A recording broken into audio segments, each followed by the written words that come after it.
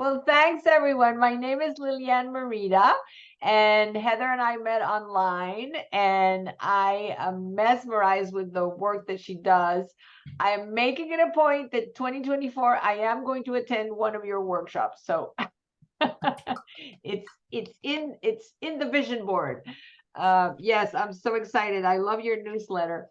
But we met online and started talking dogs till the cows come home, as we say here in the US. And I introduced Heather to Canine Nutrigenomics, and she was doing her course on animal nutrition. So it all kind of blended perfectly well. And I was introduced to this 10 years ago. And at that point, those pictures we showed of my two dogs that are 13 years old. So they're from the same lines of Labradors that I've always had. Those two are not exactly related, like mother, daughter, or anything like that. But Sabrina, which is the one that looks super old and gray, when I discovered activation, she was 13. And she was to the point where she almost couldn't get up. She needed help getting up. She didn't want to go out at night. So she was peeing these huge orange lakes. I've had dogs for 50 some years, so I knew that, the end was close. And she was like my soul dog. We had relocated from Venezuela to the United States, and we brought 9 dogs with us. So that's how crazy we are. And she was the last dog of that group. So needless to say, it was going to be a very, very hard decision. And we were introduced to activation, and I started giving it to her. And at about 2.5 months mark, we came home one day, and she had raided the kitchen counter like as a proper naughty lab. She had stolen a whole loaf of bread, eaten the whole thing, the bananas, you name it. And I was floored. I was like, what is going on? There's no placebo in dogs. She didn't know what she was taking. And it just really motivated me to learn more about this. I have a 4-year degree in biology, so I love the science. So I started digging upon the science, like how come, this works this way. I've never, in 50 some years of using every product out there, I've never seen something like that. So I was all in, and I want everyone to know that this is available for their dogs, because it gave Sabrina an extra 2 years. But instead of being the decrepit, she was like catching treats in the air and tugging with the other dogs. And I've never seen such profound changes. So I was just instantly in love. And one of the things that I say for those of you, and I know this group is super special because most of you are into raw feeding and holistic healing, and is that I wish I would have known this sooner. So fast forward, all these years, Amelia has been activated since she was 3. And I found those pictures just like browsing through my old pictures. And I showed it to my husband. He was like, what? Like, it's unbelievable, the difference. So Amelia started activating at 3 years old. So whether you have a young dog or an old dog, if you're in the preventive camp, if you want to give a senior dog like a little punch in his step and get him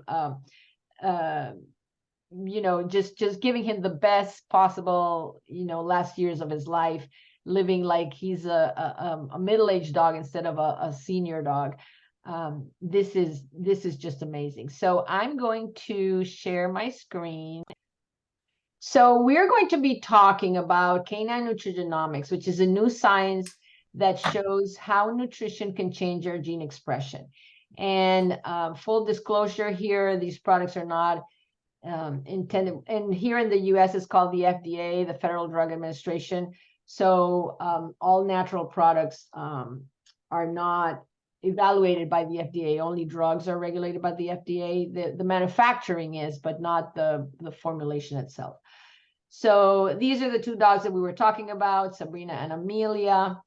And this is probably very well known to everyone in this group. Dogs and cats are exposed to a massive amount of environmental toxins. So starting here with the food, I don't think the spraying of the glyphosate with the GMO crops is as horrific as it's here in the United States, in Europe, but still, we still get it. And one of the really worrisome things about the glyphosate is that it's water soluble. So this is going to go into the ground, and when it rains, it gets washed into rivers, it evaporates into the clouds, and then we get the rain back on. And we know that, you know, our world is rotating. And, you know, remember when we had the Fukushima explosion, radiation was all over the planet. So this is also happening probably at a lesser degree, but it is happening. We can't escape it. They found, 240 different chemicals in the umbilicals of babies that haven't even been out of their mom's womb. So it's just the toxicity is everywhere. It's in the water. We have all the EMF from the Wi-Fi, then the cleaning products, stuff that is sprayed on fabrics.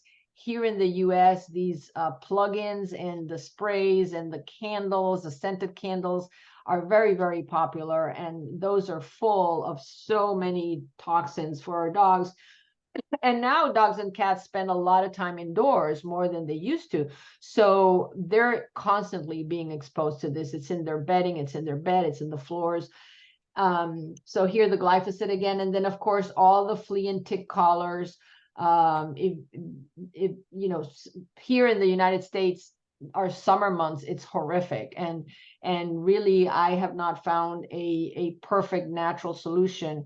So, but most you know, households, they're oblivious to this, so they use them like it's water. So this is what I was alluding, you know, from the food to the GMOs, the EMF, the cleaners, all the flea and tick stuff for people that live in highly polluted cities with a lot of traffic. And then, of course, we have all the drugs and pharmaceuticals that are prescribed left and right, and the vaccines. So this is just contributing to a massive amount of environmental toxins. And I believe, and I'm sure most of you believe, that this is what is creating this uptick in the cancer rate in our dogs, where nowadays the dog has the highest rate of cancer of any mammal in the planet. So it used to be 50 years ago, it might have been 1 in 100 dogs. And now, and this is already a few years old, 1 in 1.65 dogs will succumb to cancer. They say that 50% of dogs over 10 years old will die of cancer. And one of the first books that I read on holistic healing was written by Dr. Martin Goldstein. He's in his 70s now, so he's probably one of the pioneers. Now almost everybody knows about Dr. Karen Becker and Dr. Judy. But he is, I believe, one of the pioneers. And this just struck me in his book. He said, when I graduated from Cornell in 73, approximately 1 out of 10 dogs had cancer, and it was always considered a disease of the old.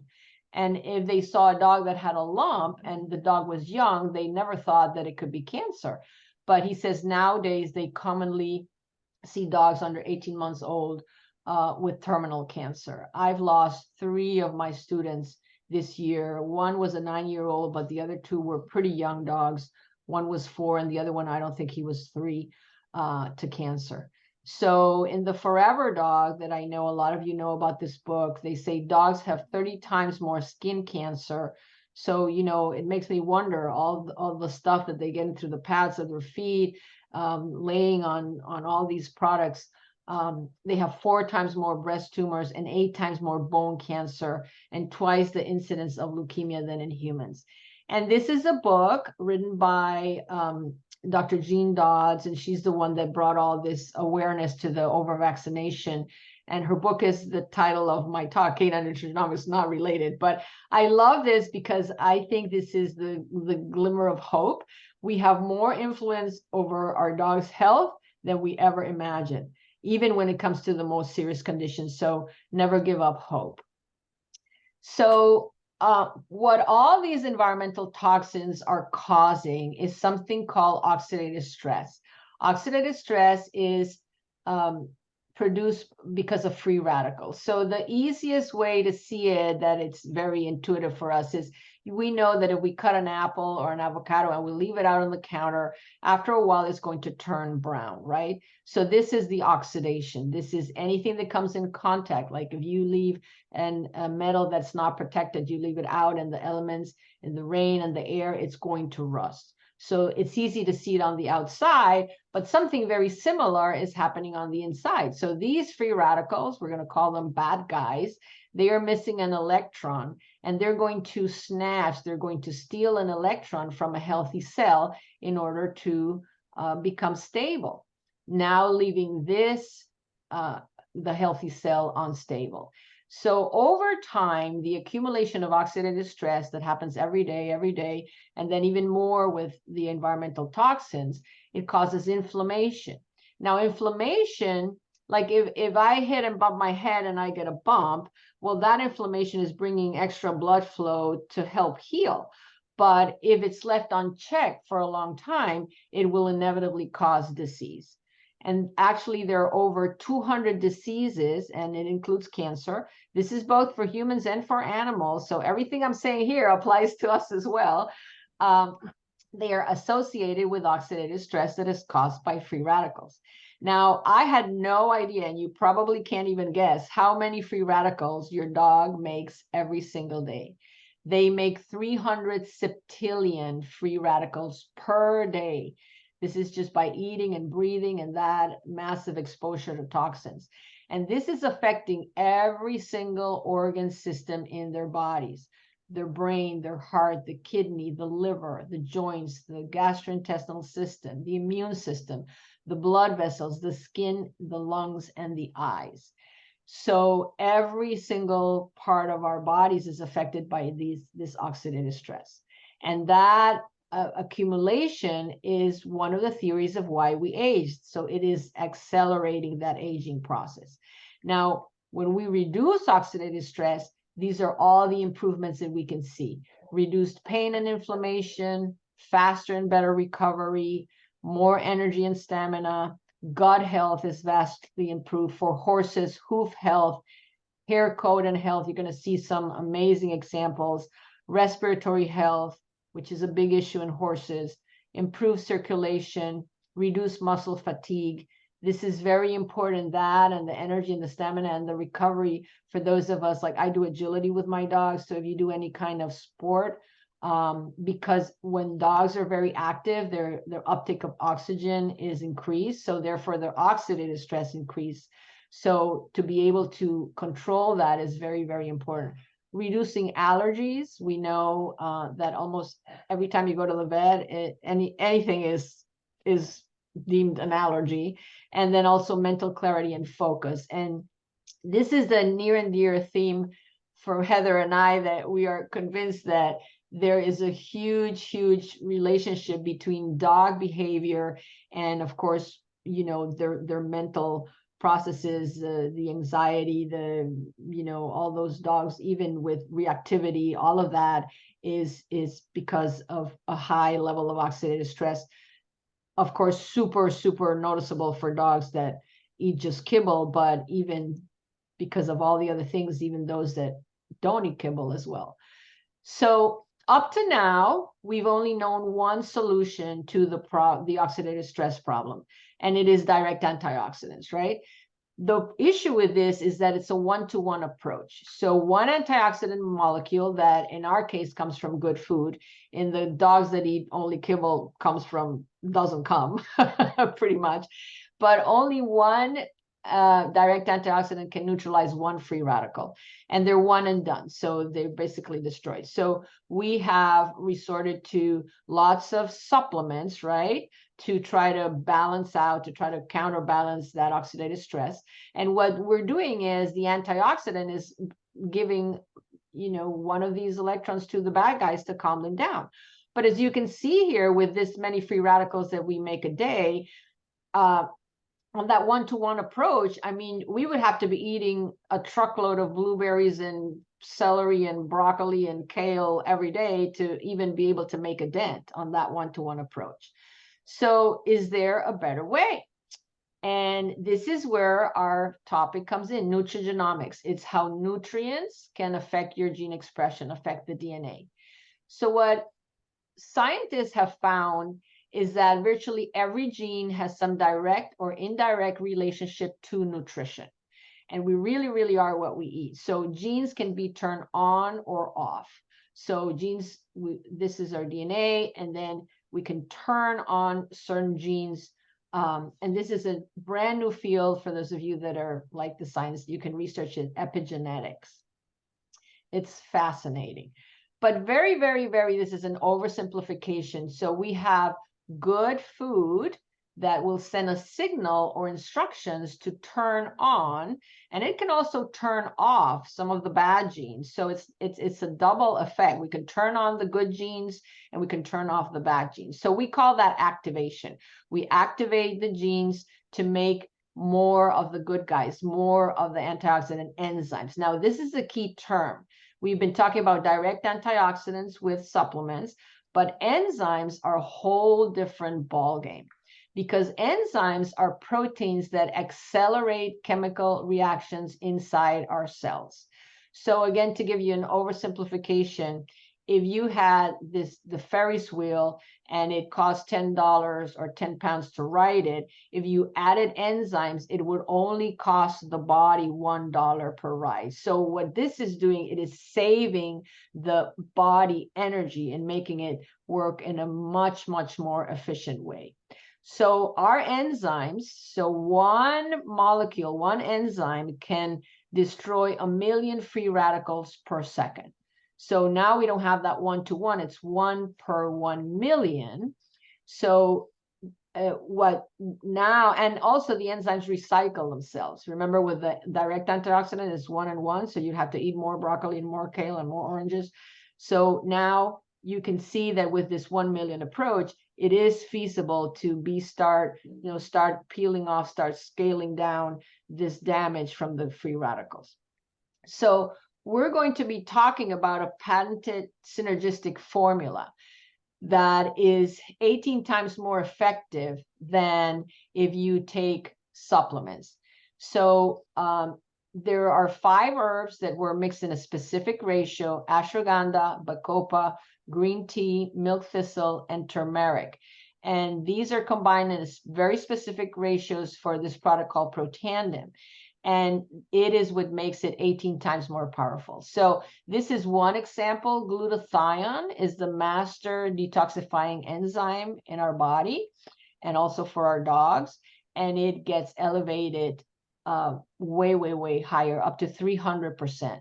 So a lot of you may be giving milk thistle to your dogs for detox, or you give them turmeric for, do you call it turmeric in UK? Because they call it curcumin also.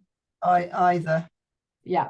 So you see that this has even a negative effect. The only one that has a little bit of a positive effect is milk thistle, but it's nothing compared to this formula. So they were able to secure, they have 7 patents on this product for alleviating inflammation and oxidative stress in a mammal. So that's what I was saying. This also applies for us humans. So this is a little bit more about glutathione. Glutathione will slow down the aging, reduces muscle and joint discomfort. So that's why I think my dog was able to reach the counter without any issue. The dog that couldn't get up. Strengthens the immune system, detoxifies the liver, improves mental focus, the quality of sleep. We know that with good sleep quality is the restorative sleep, so our body can heal. It reduces the effects of stress. So these two also important for dogs that have anxiety. In lots of improvement in the skin, and also athletic performance and recovery for those of you that have performance dogs. So what happens in our bodies as we age, so this is from 10 years to 80, is that this is how our level of oxidative stress starts increasing. Now, remember this number here, 50. This is a chart for humans, not for dogs, but I'm going to show you one for dogs. So at 50 years old, this kind of like skyrockets, right? And look what happens to our levels of glutathione. This is at 30, so much earlier, these start declining. So this is a double whammy for the body, right? We have more oxidative stress and less of the enzymes that can fight it. So there's another theory of why we age, and it's called the mitochondrial theory of aging.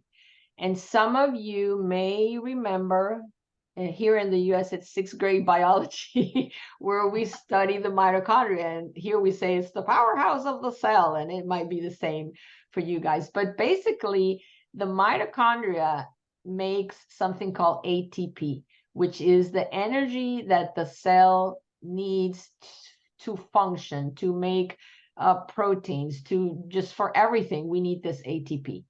And the organs that need the most are your brain, your muscle, and your heart, right? Your heart can't stop pumping at all for not even a second. So those are organs that need a lot of ATP to be able to function. So how do we keep our mitochondria happy? With physical activity, with good environment, which, very hard these days, right? Good food, healthy food will keep your mitochondria healthy. What are the things that kill our mitochondria or diminish their efficiency? Toxins, which we saw we have a lot, unhealthy foods. So for dogs that are on kibble here, then stress, and all these contribute to making even more free radicals. So human adults have 100 trillion mitochondria, and the body makes 2 billion mitochondria every second. So you can imagine, so this just gives you an idea of how important they are, but also that if we have faulty mitochondria, we are in deep, deep, deep trouble. So with the mitochondrial theory of aging, see, the energy does not really come from the food, but it's made in the mitochondria. So there is a mitochondrial disease, which is genetic, but we can probably extrapolate a little bit, and it's not far-fetched to imagine that if your mitochondria are not in tip-top shape, you could also be suffering, or our dogs. So diabetes, seizures, I don't know if in the UK, but the rise in seizures here in the US is just alarming. And I think a lot of it is due to all those neurotoxins for the fleas and the ticks, but there's a lot of it.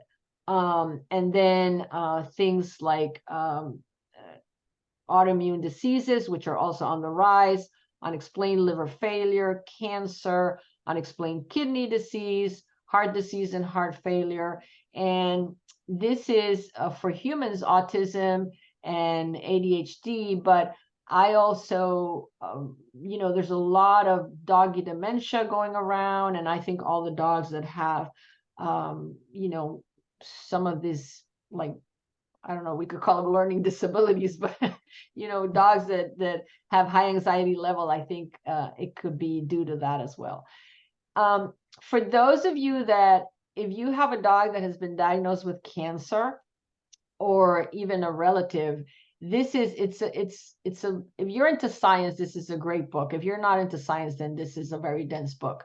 But what this Travis Christofferson, he's a researcher, and he wrote this book. And these are just a few things that I read that it really, really impacted me. He said, if a cancer cell nucleus is transplanted into a normal cell, the cell remains normal. However, if you transplant the mitochondria from a cancerous cell into a normal cell, the cell becomes cancerous. And to me, that was like, whoa. Cancer cells have damaged mitochondria, and they send emergency signals, and the DNA responds, and the cell begins to exhibit the hallmark features of cancer: uncontrolled proliferation, DNA mutations, and evasion of cell death. So evasion of cell death is called apoptosis, and it's a natural process. The cells, have a lifespan. So they're supposed to live and die and be replaced by new good cells. When that process is messed up, they think that's one of the theories of tumor formation, is because the cells just keep reproducing when they should have been replaced. So this is a little summary of all this scientific mumbo jumbo to make it really, really simple. What I want you to take away from this is that we now can actually activate gene instructions. And one of the pathways that we can activate, one of the switches that we can turn on, is this NRF2 switch. And what it does is it tells the cell to make more enzymes that provide protection. So those are the antioxidant, the anti-inflammatory enzymes, and the detoxifying enzymes, that glutathione that we talked about. So then here it is, it helps with the DNA repair. So when the DNA does not repair properly, what is happening is that that cell, when it makes a copy of itself, it's a faulty copy. So the way that I see it is like, let's say I have a piece of paper with some instructions in my pocket and I forgot it there and I washed it and I take it out of the washer and I stretch it out and I leave it out in the sun to dry and then I make a copy of that. Some of the things I'll be able to read and some I won't. And then imagine doing that over and over and over time, that what I'm reproducing is not very similar to the original, right? So with the NRF1 pathway, what we're activating is the mitochondria. It increases mitochondrial function. It makes them more efficient, and also the networks, because they form like little strings of mitochondria in the cells. It increases the production of cellular energy, and it will improve the physical performance, but it's really cellular energy for anything that that cell needs to make. So what these scientists have discovered is that we can activate this NRF2 pathway with this mix of these 5 herbs. And it's called NRF2 Protandim. And these are trials, these are the trials which they were able to secure a patent, because they were able to show, so these are the age of the people in the trial. And so the light blue is how oxidative stress goes up as we age. And then when these people were taking the Protandim NRF2, after 120 days, they could not see the difference in the oxidative stress. The oxidative stress of an 80-year-old person was the same as that of a 20-year-old person. So that is huge. And then for the NRF1, for the mitochondria, again, it's 5 herbs. Well, this is grapeseed and alpha lipoic acid, quercetin, coenzyme Q10, and rhodiola. And again, the way that it was mixed, they could measure, it activated this NRF1 gene by 65%, and this PGC1 alpha, genes have funky names, by 71%. But these, you don't need to know that, it just activates. So again, activation can turn on the genes that code for protection, for detoxification, and for inflammation, and to make more mitochondria, more energy, and more vitality. So here are some before and afters, because like I say, a picture is worth 1,000 words. So again, we're not saying meant to treat, cure, mitigate any disease, but this happened. It happened, and we have visual proof that it happened. So these are just, horrific skin issues. These pet parents had done everything their vet had told them to do, all the bath, all the lotions, all the potions, all the drugs, and nothing. And when they started activating and the body cleaning up, they returned to normal. Look at the level of inflammation in this poor dog. And this is a very young puppy, and God knows why she was having these patterns of losing her hair. And this is a few months later, she's like completely recovered. This was a rescue, same issue here. This is also a rescue greyhound. I know this person personally. And she just started activating, and this is when she added the NRF1, this lump that he had, it just disappeared. And inflammation in general, these are, I don't know if Lorraine, if you're here, I don't see everyone, but Lorraine is in UK, and I invited, if she's here, just unmute, let me know. Thelma was, again, that she wasn't doing well, go to the vet, put her on antibiotics, go back, try this, come back in 15 days, and she was literally like not recuperating. So this was her life, just laying there, not wanting to do anything. We started activating, and this is a picture. It looks like a painting, but it's a picture, and she's out running about with her mom. Her mom takes her for walks when she rides her horses, and they get into trouble and into streams and into mud and into and into everything. Just lovely story. And then Walter again was in kidney failure. He had been to 3 different vets. Everybody said he needs to be euthanized. He'd been here. He'd stopped eating for, I think, the last 10 days. So he was literally like skin and bones, wouldn't get up, wouldn't drink water. And we instructed his mom to crush the pill and mix it with water and literally syringe it down his throat because he wasn't eating. And his recovery was impressive. Like within the week, he was going with her to the barn, and a week later he was going for boat rides, and just amazing recovery after being told by 3 different vets he needed to be put down. And this is also a heartwarming story. Sadly, Bella passed away, but she was born with a liver shunt. And, that's a genetic problem. There's no cure. Again, this was her life, just totally bloated, not wanting to get up. And she lived another 6 months, which for a dog is a lot. With this genetic condition. But the nice thing was that those 6 months, she was happy and playing and eating, and she made it to Halloween with her little sushi costume. so we just want to give them the best life. Biv is also very near and dear to my heart because Biv was a rescue from a group that I help called the Williston Animal Group. They're a no-kill shelter. And I heard of Biv's story, and he was diagnosed with lymphoma. Now, the prognosis for lymphoma is 3 months without treatment and 6 months with chemo. But of course, the rescue doesn't have the money to do that. So I offered to pay for his NRF2 and NRF1, and the lady gave it religiously.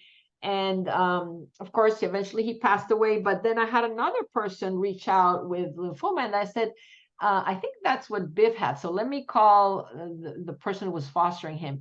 And I asked her, Biv lived 20 months, 20 months. That's 6 times, almost 6 times what his life expectancy would have been without treatment. So this is just amazing. And she also told me that, hold on, let me stop this. That he lived super happy. Like he said, you wouldn't even know he had anything until like the week before we had to put him down. So Duke had a previous surgery on his left leg, which is here. And then he started limping. So when this lady reached out, or finally listened, I should say, he had been like this for a year. And the vet said, there's nothing we can do other than amputate the leg. So this is okay. This has been his life for the past year. That's my baby boy. And then this is with about, I think it was 30 days. He's coming here. He's the one coming. So that's about 30 days of activation. And then this one belongs to one of my students. So Eli, this is Eli's knee. And this is what a knee should look like. So when they saw this at the vet, they thought he had bone cancer. So they called a specialist and they said, no, it's just arthritis. So they did arthroscopic surgery and cleaned it up, and nothing. He was still limping. He was like 10 pounds overweight because he didn't want to move. And then again, we're going to have to amputate the leg. The issue with him was that his other knee wasn't that great. So her owner was actually looking for a cart, for one of those dog carts, because she says that, that's going to be what's going to happen. So we took this video. This is at my place. And this is 4 years out, just with NRF2 activation. He's 12 years old now. And look at him walking. It's just unbelievable. And they wanted to take his leg out. So I love that story. This one was an accident. This dog was hit by a car, and you can see how his knee this hip is out of the socket, right? So what the vet said is, again, there's nothing we can do. We can amputate the leg. And then they went to another vet, and he says, well, we can try to put it back in and see if it stays. And so this dog was already being activated. So that's another thing that I want to stress a lot, is that this will put your dog in a better position to heal and to recover when bad things happen, which we can't avoid everything, right? So sometimes bad things happen. And so he's the brown dog. And this is about 15 days later, he's playing, not limping, hasn't had an issue since, and his socket stayed in place. His hip point stayed in the socket. So remember what I told you about remember the 50-year-old? So this is a correlation between human and canine aging. This was a study done by the University of San Diego here in the United States, in California. And they mapped the human, they compared aging markers in the human and the canine genome. And you know how we always say a year is the equivalent to 7? Well, we were not wrong. We were horribly wrong. So dogs age exponentially during the first year of their life. So at 1 year, your dog is 30. And at 4 years, your dog is 50. So remember that glutathione decline? And so it's happening early on. It's happening here. It's not happening when my dog is 10 or 11. It's happening way, way, way earlier on life. And that's why I think the prevention part is so important, because I always like to talk about this. It's lifespan versus health span. It's not how long you live, but how long you live healthy. And for our dogs, I think that's so, so important. So here are some other examples. We were talking about the anxiety and the performance. These are all dogs. These two had anxiety issues. This dog was a rescue, and her anxiety was so high, she had that hemorrhagic gastroenteritis. And when they took her to the vet, they said, oh, she could die anytime. It could come back because she's just so stressed. And she's been activated, I think, for 3-4 years, never had another episode. And I love this one. This was one of my students. She now is in the Rainbow Bridge, but this spans I think it's 6 years of her agility career. And so she's 6 at some point and 12 years at one of these pictures. And we made this a game, like, by how high she's jumping, you can't really tell.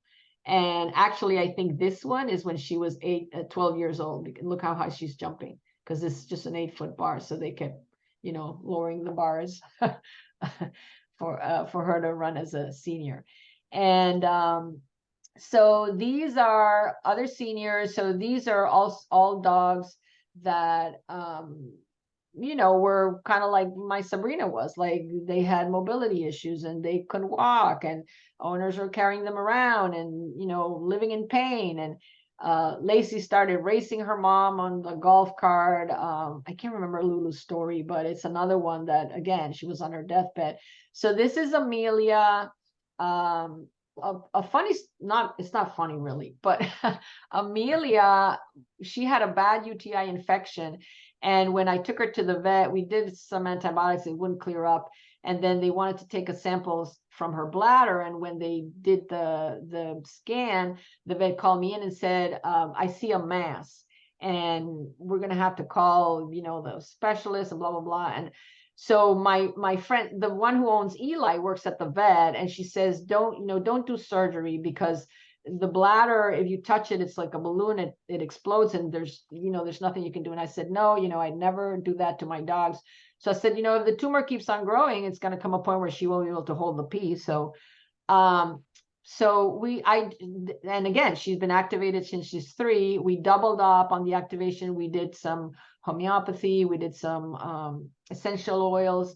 And guess what? Amelia is 13 and a half now, and she had a litter of puppies after that. And her puppies are going to be 6 years old in November. So yay. And this is Kanga. And I love this picture because she's 16 and she's running away because she stole this bone from a puppy. So I was like, yay, all dogs rule. And then I don't have it, I have to update it, but she sent me a few months ago, she sent me a picture of Kanga jumping up on the golf cart, and she's 16 years old. And these are just two other stories. So because I don't want people to think that this is just for dogs. This is a cat that was a rescue.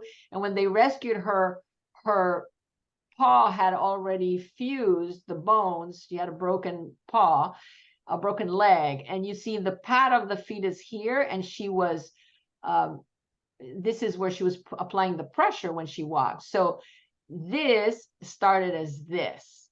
And then this is my friend Ike, who lives in Brazil. And I sent her some pills to Brazil, and she was giving it to the cat. And then she's like, wow, like the vet can't believe it. Because they said, again, they said we have to amputate the leg, because they had done 3 or 4 grafts and they never took.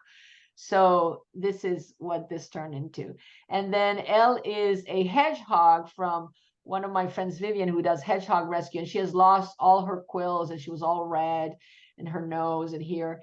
And we did this. And there's also an NRF2 activation cream I'll show you. And this is for a cat. Look at her eyes, how they cleared up in a few weeks. And this is just, we have lots of things on horses. So if anybody is a horse person, we have tons of things on horses for injuries and all of that. But I just wanted to show this so you can see, this is a horse that couldn't get his mane to grow. These are these pesky growths that apparently they're cancerous, and they come back and they burn them and they do surgery and they keep coming back. And they go away. They literally, just fall off. Here's one in the eye. And this is just for conditioning. So this is just August to December. And you can see the difference in his muscling and the quality of the coat. So, when their coat is looking good, you know that they're doing good on the inside. So I just wanted to show you the different products. So this is the Protandim NRF2. It's a caplet. And what we do for dogs is we cut it in half or cut it in thirds. Again, this is an activation, so it's like turning on a switch. So they're not exactly dose dependent, but we have narrowed it to more or less like half a caplet for every 50 pounds. Do you go by kilos in the UK? Yeah, kilos. Oh, okay. So so let's say 25, 30 kilos, we give like half a caplet. And then for humans, the dose is 2 capsules. So for dogs, we do 1. I would do this every day if I have a dog with cancer. But if I just want it for prevention, like for my dogs, I do it Monday, Wednesday, Friday, and I just give 1 capsule. Some people with little dogs, if they're very patient, they go to the health food store and they buy the empty veggie caps, and then they put it on a little piece of paper and they dose it like half. Again, it doesn't have to be super precise. If you want to do that, if you have a small dog, I would do that to save. And then there is a topical NRF2 activation cream for the skin. That's what they use on the horses. And sometimes if you have, like severe skin issues, I would definitely use that. So these are the products that are available in the UK, plus a probiotic. But the probiotic is formulated for humans, but it is available. So this is our team. Here's Heather. And our mission is to help 100,000 animals live longer and happier lives by sharing this information. So most of us are dog and horse people. So if that is your passion, we are welcoming you to our team. You can join as a consultant. There's a start kit that's 27 pounds, and then you can pick whatever products you like. And they also have a kit that has the NRF2, the NRF1, the skin, and the I think the skincare and the probiotic for humans. And you save a little money buying it that way. This product is not available. This is a canine version of this product. It's not available in the UK yet. But this product, they added collagen and some omega. So that made it dose dependent. So if you have large dogs here, like I don't use this for my dogs because it makes it too expensive. It costs me a lot less just to use this because I have 5 big labs. So if you're in any kind of like dog related business, like if you're a dog sitter, dog walker, groomer, this would be a great addition to help your clients, and you can make some extra money. And there's some big changes coming up to the compensation plan in spring for all of Europe. Also, you're not limited to just your local market. If you know people in other parts of Europe, we have them there, but you don't.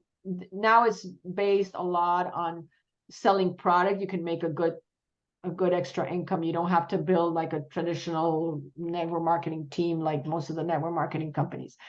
So I always love to end with this. How many more Eli's are out there waiting for someone like us to show them there's a better way, that they don't have to cut his limb off? So 5 years later, happy and running on all four legs. So get back with the person that invited you to learn about this information, which is Heather, but I can stay here for a little bit if you have any questions.